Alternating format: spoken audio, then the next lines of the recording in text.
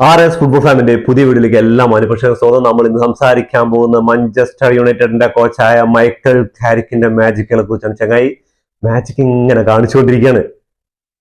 Manchester United കോച്ചായിട്ട് നിയമിച്ച ശേഷം കിട്ടിയ അവസരങ്ങൾ മൊത്തം മുതലെടുത്തുകൊണ്ട് ഇങ്ങനെ മാജിക്കുകൾ ഇങ്ങനെ കാണിച്ചുകൊണ്ടിരിക്കുക. അത് ചെറിയ മാജിക്കുകളൊന്നല്ല, കിടിലോസ്കി മാജിക്കുകളാണ് കാണിച്ചുകൊണ്ടിരിക്കുന്നത്. ഒരു കോച്ചിന് ഇതിൽ കൂടുതൽ എന്തുവാണ്? ഒരു കോച്ചിന്റെ കരിയർ ഒരു ക്ലബിനോട് സ്റ്റാർട്ട് ചെയ്യുമ്പോൾ സ്റ്റാർട്ടിങ്ങിലുള്ള 3 മത്സരങ്ങളും കിടിലൻ വിജയത്തോട് കൂടിയിട്ട് ഒരു ടീം ആ കോച്ചിന് കൊടുക്കാണ്. എന്താണ് ഇതിൽ കൂടുതൽ വേണ്ട ഒരു കോച്ചിന്? ഒന്നും അറിയാണ്ട് ചോദിക്കുകയാണ്, എന്തുകൊണ്ടാണ് ഈ ചങ്ങായിനെ മാഞ്ചസ്റ്റർ യുണൈറ്റഡ് ഒരു സ്ഥിരമായിട്ടുള്ള താൽക്കാലിക കോച്ചാക്കാതെ സ്ഥിരമായിട്ടുള്ള ഒരു കോച്ചാക്കി കൂടാന്ന് എൻ്റെ ഒരു ചോദ്യം മാഞ്ചസ്റ്റർ യുണൈറ്റഡ് ഫാൻസിനോട് കൂടിയാണ്. എന്തുകൊണ്ടാണ് ഈ ചങ്ങായിയെ ഒരു സ്ഥിരമായിട്ടൊരു കോച്ചാക്കിയൂടെ? തുടക്കം നിസാരക്കാരെ തോൽപ്പിച്ചിട്ടൊന്നല്ല വന്നത്. 3 കളിയാണ് ആളുടെ കരിയറിൽ ഇപ്പോ മാഞ്ചസ്റ്റർ യുണൈറ്റഡിനോട് കോച്ചിങ് നടത്തിയത്. മൈക്കൽ കാരിക്കിന്റെ ചുവന്ന ചെകുത്താന്മാർ പരാജയപ്പെടുത്തിയ നിസാരക്കാരൊന്നല്ല. ടേബിൾ ടോപ്പർമാരായ ആഴ്സണലിനെയും മാഞ്ചസ്റ്റർ സിറ്റിനെയൊക്കെയാണ് ഇന്നലെ ഫുൾഹാമിനെയും പരാജയപ്പെടുത്തി. എന്താ കളി! അപ്പോ ഇങ്ങനൊരു തുടക്കം കിട്ടുക എന്ന് പറഞ്ഞാൽ ഒരു കോച്ചിനെ സംബന്ധിച്ചിടത്തോളം ഇതിൽ കൂടുതലൊന്നും പറയാനില്ല. ആദ്യ മത്സരം 2-0 സിറ്റിയെ പരാജയപ്പെടുത്തുന്നു.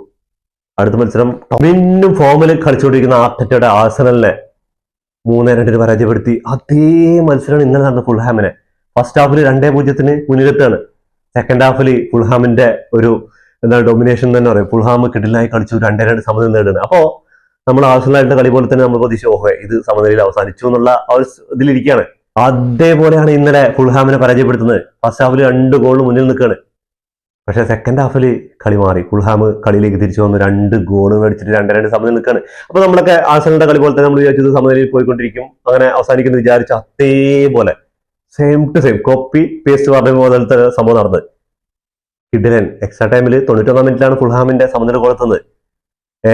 അതും സബ്സ്റ്റിറ്റ്യൂട്ട് ആയിട്ട് വന്നിട്ട് അതിനുശേഷം 93+ മിനിറ്റില് സിസ്കോന്റെ ഒരു ഗോൾ ഉണ്ട് മോനെ. സിസ്കോന്റെ ഒരു ഗോൾ എമ്മാതിരി ഗോളാന്നറിയോ?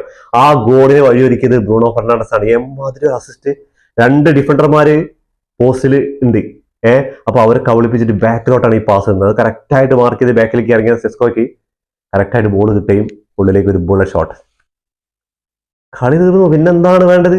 മാഞ്ചസ്റ്റർ യുണൈറ്റഡ് ആരാധകർക്ക് വേറെ ഇതിൽ കൂടുതൽ എന്താ വേണ്ടത്? 3 കണ്ടിന്യൂസ് വിജയം. ഇനി 2 വിജയം കൂടി കഴിഞ്ഞാൽ ആ ചങ്ങായിയുടെ മുടി ഒന്ന് പോയിട്ട് വെട്ടിക്കൊടുക്കായിരുന്നു. അതാണ് ഏറ്റവും വലിയ, മാഞ്ചസ്റ്റർ യുണൈറ്റഡ് ഫാൻസൊക്കെ അതാണ് ഏറ്റവും വലിയൊരു കാര്യം. അവന്റെ മുടി ഒന്ന് വെട്ടിയിട്ട് വേണം ബാക്കി കാര്യം എന്നുള്ളതാണ്. അത് മൈക്കൽ കാരിക്കിനെ കൊണ്ട് കഴിയുന്നതാണ് പ്രതീക്ഷിക്കുന്നത്. ഇനി അടുത്ത മത്സരം ടോട്ടൻഹാം ഹോട്ട്സ്പർ ആയിട്ടുണ്ട്, അത് കഴിഞ്ഞിട്ട് വെസ്റ്റ് ഹാം യുണൈറ്റഡ് ആയിട്ടുണ്ട്. ഈ 2 മത്സരം കൂടി ജയിച്ചാൽ അവർക്ക് ഈ സീസണിലും അതേപോലെ തന്നെ കുറെ കാലമായിട്ടുള്ള മാഞ്ചസ്റ്റർ യുണൈറ്റഡിന്റെ ഒരു കാത്തിരിപ്പാണ് 5 മത്സരങ്ങൾ കണ്ടിന്യൂസ് ആയി ജയിക്കാന്നുള്ളത്. അപ്പൊ അത് നിറവേറാനുള്ളതാണ്. അപ്പൊ ഈ മൈക്കൽ കാരിക്ക് എന്ന് പറയുന്ന ചങ്ങായി നിസാരക്കാരല്ല. അപ്പൊ ആളുടെ കയ്യിൽ മരുന്നുണ്ട്. അപ്പോ ഇനിയിപ്പോ റാഷ്ഫോർഡിനെയൊക്കെ വാഴ്ച തിരിച്ചുകൊണ്ടുവരും എന്നൊക്കെ പറയുന്നുണ്ട്. എന്താന്ന് പറഞ്ഞാൽ ഈ ആൾക്ക് വേണ്ട പ്ലേയേഴ്സ് അല്ലേ അവിടെ ഏകദേശം ഉണ്ട്. ഇനി ഈ സീസൺ എങ്ങനെ പോയാലും, ഈ സീസണിൽ ഇനിയിപ്പോ കപ്പുകളൊന്നും ഇല്ലെങ്കിലും വിഷയമല്ല. മാഞ്ചസ്റ്റർ യുണൈറ്റഡ് ഇങ്ങനെ ഒരു കോച്ചിനെ കിട്ടിക്കഴിഞ്ഞാൽ അടുത്ത സീസണിൽ എന്തൊക്കെയൊക്കെ നേടും ഇവർ. ഇപ്പോ ടേബിൾ ടോപ്പിൽ 4ാം സ്ഥാനത്താണ്. 24 മത്സരങ്ങൾ കഴിഞ്ഞപ്പോൾ 41 പോയിന്റുമായിട്ട് 11 വിജയം 8 സമനിലയും 5 തോൽവി അടക്കം 41 പോയിന്റുമായിട്ട് ടേബിളില് 3rd ഉം 4th ഉള്ളവരൊക്കെ ആയിട്ട് 5ഉം 6ഉം പോയിന്റ് വ്യത്യാസമുള്ളൂ. അതായത് ലീഗ് നേടാൻ വേണ്ടിയിട്ട് ഒരുപാട് പോയിന്റ്, 12 പോയിന്റാണ് വ്യത്യാസം ആഴ്സണലായിട്ട്. അതെന്തായാലും നടക്കുന്ന കാര്യമില്ല എന്നൊക്കെ അറിയാം. പക്ഷെ എന്നാലും ടോപ്പ് 4 ചാമ്പ്യൻസ് ലീഗ് യോഗ്യതയ്ക്ക് വേണ്ടി കളിക്കാന്നുള്ളൊരു ഒരുപാട് ടീമുകൾ പ്രാവശ്യമുണ്ട്. കളിയിലേക്ക് വരികയാണെങ്കിൽ 19ാം മിനിറ്റ് ഒരു സുന്ദരമായ ഹെഡറിലൂടെ കാസിമിറോണ് ആദ്യം മാഞ്ചസ്റ്ററിന് വേണ്ടി വലവെലുക്കുന്നത്. രണ്ടാമത് നോക്കുമ്പോൾ 56ാം മിനിറ്റിൽ മാത്യു കുഞ്ഞ് ഒരു കിടിലൻ ബുള്ളറ്റ് ഷോട്ടിലൂടെയാണ് മാഞ്ചസ്റ്റർ യുണൈറ്റഡ് 2-0 മുന്നിലെത്തുന്നത്. അപ്പൊ എല്ലാവരും വിചാരിച്ചു ഇന്ന് ടോപ്പ് ഫോമിലായിട്ട് ഇന്ന് കളി അവസാനിപ്പിക്കുന്നത്. അപ്പൊ ഹാഫ് ടൈം ഒക്കെ കഴിഞ്ഞ് ഇങ്ങനെ കളി ഇങ്ങനെ പോയിക്കൊണ്ടിരിക്കുകയാണ്. 2-0 മാഞ്ചസ്റ്റർ യുണൈറ്റഡ് ജയിച്ചു എന്നൊക്കെ എല്ലാവരും വിചാരിച്ചുകൊണ്ടിരിക്കുകയാണ്. 2 ടീമുകൾക്ക് കിട്ടുന്ന ചാൻസുകൾ കിട്ടിയിട്ടുണ്ട്.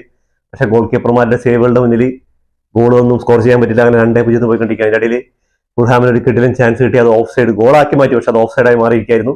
പിന്നെ 85ാം മിനിറ്റിൽ ഹാരി മഗ്വയർ ഒരു ഫൗൾ ചെയ്തതിന് അനുകൂലമായിട്ട് മാഞ്ചസ്റ്റർ യുണൈറ്റഡിന് എതിരായിട്ടൊരു പെനാൽറ്റി വിധിക്കുകയാണ്. ഫുൾഹാം അത് സ്കോർ ചെയ്ത് ഗോളാക്കുകയാണ്. ഇതിന് മുമ്പ് ഫസ്റ്റ് ഹാഫിലൊക്കെ ഒരു പെനാൽറ്റിക്ക് മാഞ്ചസ്റ്റർ യുണൈറ്റഡിന് കിടിലൻ പെനാൽറ്റിക്കുള്ള അവസരമൊക്കെ ഉണ്ടായിരുന്നു. പക്ഷെ അത് എന്തുകൊണ്ടാണ് പെനാൽറ്റി കൊടുത്തില്ല എന്ന് എനിക്കറിയില്ല. അത് അറിയുന്നവരൊന്ന് കമന്റ് ബോക്സിൽ കമന്റ് ചെയ്യാൻ മറക്കരുത്.